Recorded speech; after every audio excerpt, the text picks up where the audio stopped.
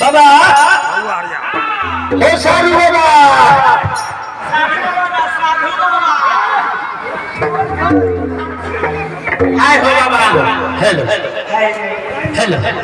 ई बाबा तू कहा की चटना बना रहल ह सच हाल बतलैया अदा दाई तो रहा भागलपुर ना कहिया हिला के बाबा का छोड़े हम सब खाता है प्रेम से बोल भगवान हां बाबा अल्लाह कहते हैं वही बड़ा भैया मैया नहीं अपने बेटे की देवता जो है अच्छा अपना पूजा बउआ भी पीढ़ी से खत्म है खत्म भाई हो बाबा ये बउआ महान ये बाबा हां बाबा तेरा शादी में है दिया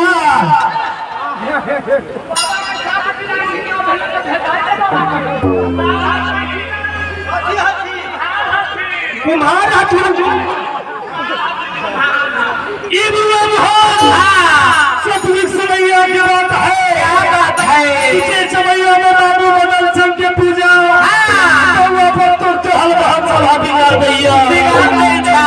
वही समैया में गुस्सा के अंबर में बउआ हो बाबू बदल सिंह के तो कहल के साथ करा दैया साथ करवा दैया बउआ के लिए ये बउआ अच्छा चपरिया बंजर में बउआ भक्तो अच्छा बाबू बदल सिंह छल समरवाद लगा चपौआ हो हां बाबा बउआ ने बउआ चपौआ बरस बितैया तो जितना जे माई कोई लागे हम है अच्छा लक्ष्मी जो पिलाई लगैया बउआ के मरते अच्छा चपौआ बरस बितैया माई कोई लागे के विरोध में क्या बहिल के हमर में जाके छाती करे जा फाड़ के बाजार गाने लगा कोई कोई लागे करनाई से अच्छा पूरा मेरा सौदा भगवान जब इधरा सब डोलैया इधरा चा में पिछली भगवान से बउआ बकर पूछैया की पूछै छा